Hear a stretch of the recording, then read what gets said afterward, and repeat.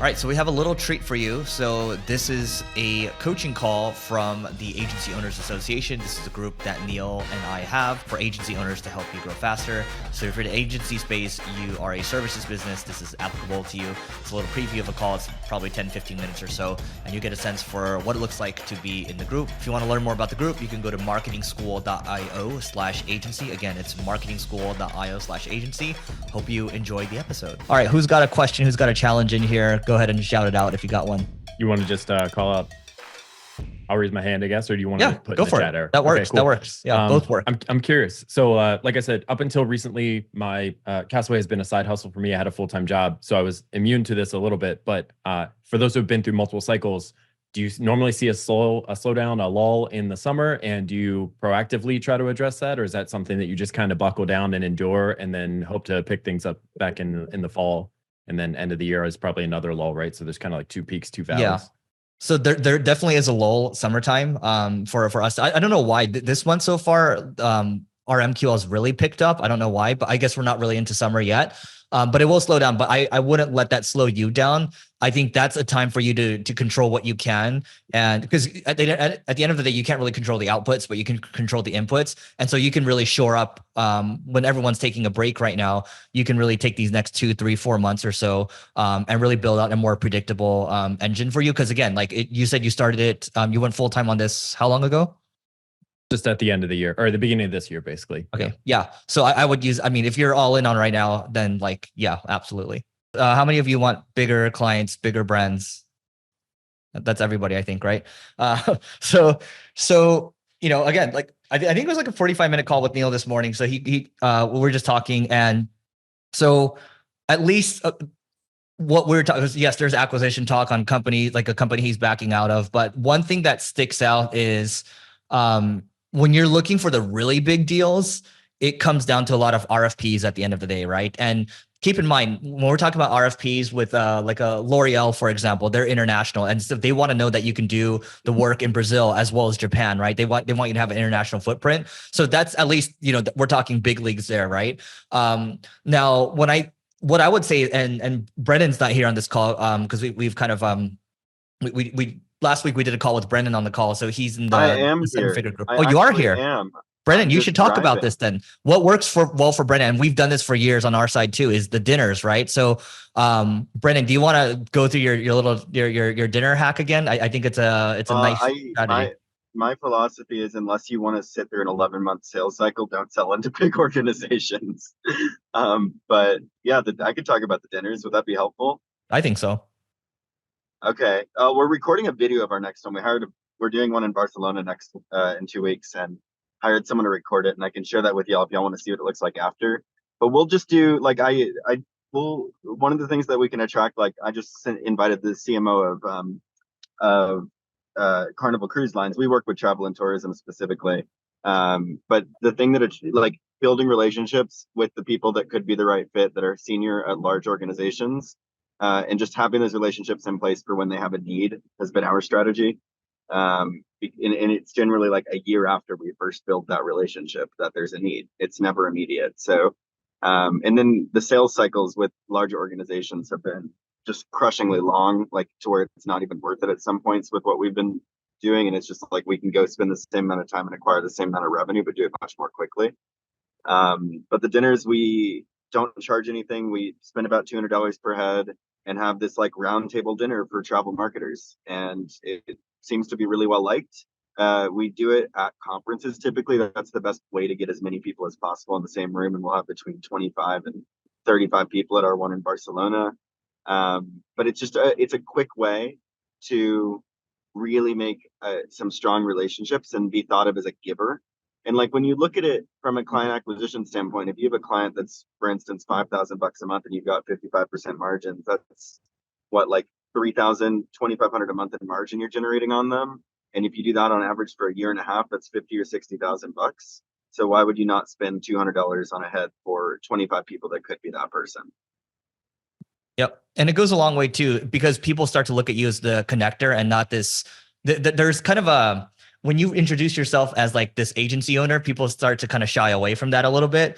But when you're just a connector and you're just trying to give as much value as possible, people do tend to see that, and then eventually they like you more because you're just trying to add value all the time, right? That's what I've learned. And you can test this when you go to networking events. Try introducing yourself in different ways, and you'll see how they react. So I've tried all the different angles, right? You can try.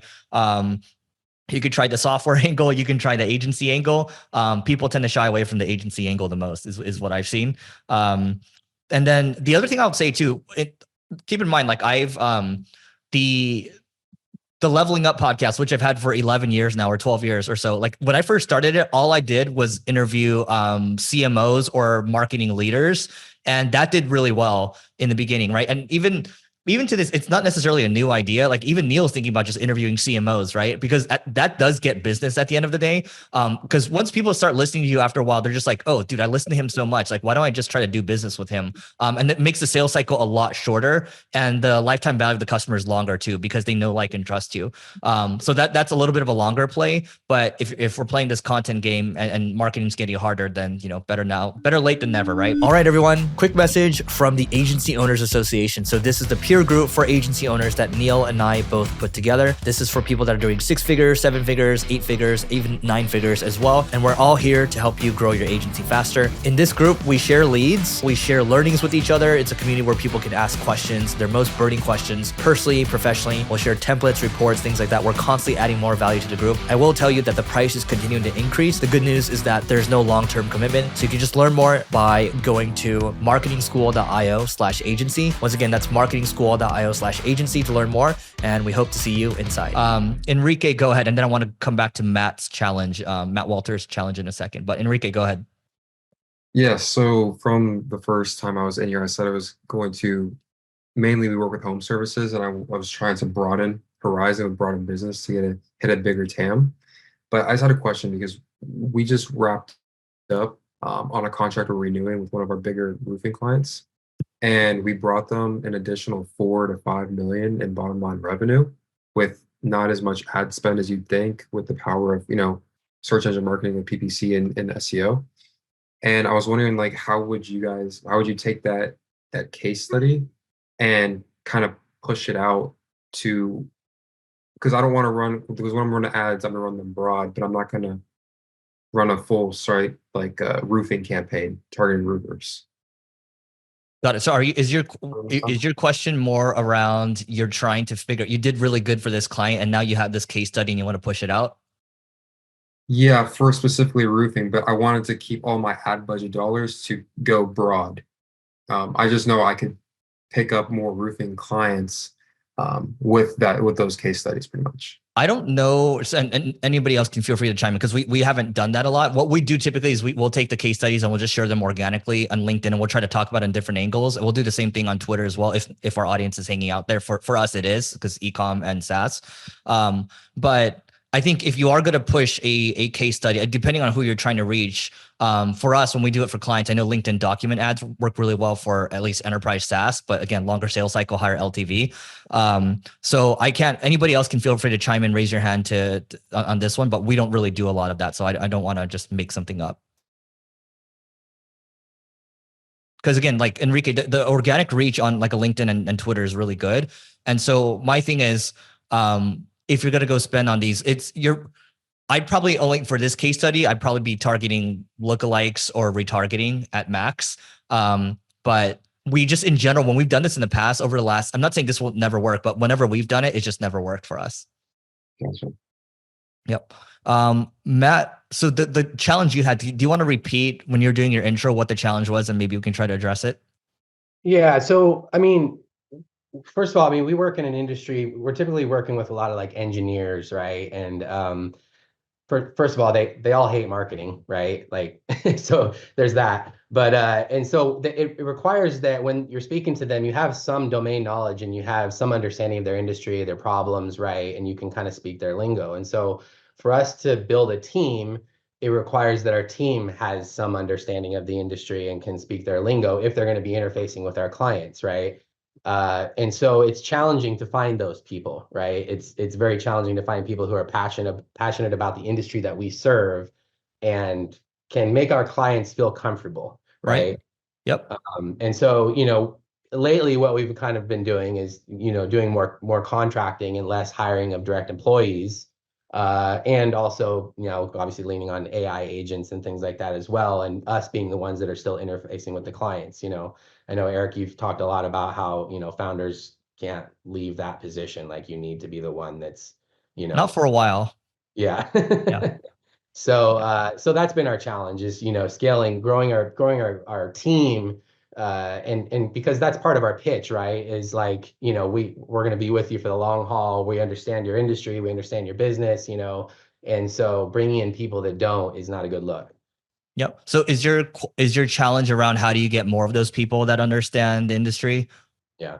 Yeah. So, I've shared this example and welcome back, Guy, we're going to do your intro in a second, but, welcome back, Mario and Brendan. Shout out 7-figure agency owners spending time helping here. So I'm grateful for that. Okay, let's look at Neil's agency has this VP of sales, and I'll say our one of our head sales guys right now. The thing that they both have in common is that they both worked in paid media and they're both practitioners. Whenever we've tried to hire salespeople that don't understand marketing, because for us it's much more of, I think for most people here it's more of a consultative sell versus a solutions-based sell or a sale. All the people we hired, they used to be superstars in SaaS sales or SMB sales. They just couldn't crack the nut over here. And then whenever we brought someone that was a practitioner that came in, like instantly they built trust at like 10,000 times faster than other people, right? So I think you can't hire, like, I don't know what role you're trying to hire for, but at least for sales, it's got to be someone that actually knows the game. And then then you have to incept them into like doing the role, right? It's like, hey, like I'll give you some commission if you do this, and all of a sudden they realize they like it, and then you can start to have something that's more ongoing. Because the guy we have doing it right now, he's like, oh shit, I really like this. I want to do more of it. And he even though he was in client services before, he's like, hey, I'm really warming up to this because I'm super competitive. I'm like, great. So. All right, quick note. This is about my company. It's called Single Grain, and Single Grain is an ad agency where we're focused on driving innovation. I want to talk about a couple of new strategies, and if you need help with marketing, great. If not, here are a couple of new strategies that you should try out. One is programmatic CRO. So we are doing programmatic conversion rate optimization on our site. So it's building products that will automatically optimize your site to increase conversion rates. We're also auto-optimizing, auto-updating from an SEO standpoint, and we're constantly thinking about what else we can do in terms of enriching the visitors that are hitting your website and also tailoring custom messages for them using AI. And so there's a handful of things that we're doing from a marketing standpoint, and our mission is just to drive more innovation. So if you want to learn more, just go to singlegrain.com, grain like rice. So singlegrain.com to learn more. All right, Scott, you have the nice setup. Go for it. Thanks, Eric. Follow-up question to what you said about your YouTube podcast channel. You mentioned that you obviously do a lot of video interviews, right? And that has resulted in business for you over the long term. Now, when you do interviews, in my experience, when you watch interviews of other people, you're not positioning yourself as a subject matter expert. It's a guest. So do you recommend when someone is launching a brand new podcast and whatnot, is it better to go educational route and it's all about you educating others and that results in higher number of leads and potential MQLs and whatnot, or is it to bring guests who have a bigger audience to grow your audience? Do you know what I mean? Like it's a trade-off. It seems to be happening there. Great point. So we're actually switching more to like 70, 80% just me, and then 20, 30% is podcast, right? So on one end, I'm trying to milk the audience from, I'm trying to have great conversations, of course, but also like if someone has an audience, that's a big benefit. And so that should help. And then, because here's the thing, at the end of the day, everyone here, you have something interesting to talk about. There's interesting experiences you're going through right now. Like James, you just kind of started. Nathan, it's 100 days in, right? So, I wonder what that journey looks like if you guys document that journey for the next couple of years or so, and then you guys break 6 figures, 7 figures, 8 figures, maybe even 9 figures, right? I think that's just really fun, and people can follow around and you can share your lessons. But going back to you, Scott, I would just say like, you're like, we've talked about this on the marketing school podcast, Neil and I. It's like the problem with the interview podcast is that you're positioning them and you almost become invisible. But if you have more of a conversation, you tell the guests ahead of time, hey, this will be a conversation. It's not going to just be me asking you questions and you looking up to them basically. And obviously you don't want to say that. Then I think they'll respect that, right? Because a good example of that is I did my interview with Gary Vee recently that came out this week, right? The problem with that one was that I wasn't exactly a known entity to him. And so he was very Gary Vee for that call, right? Whereas when he did it with My First Million, he kind of knew that the two guys, and so they were kind of chopping it up more. And so you just got to keep that in mind, I think. Just say, hey, we're going to have a conversation here. It's not going to be like a normal interview podcast. Is that okay? Okay, makes sense. Yeah.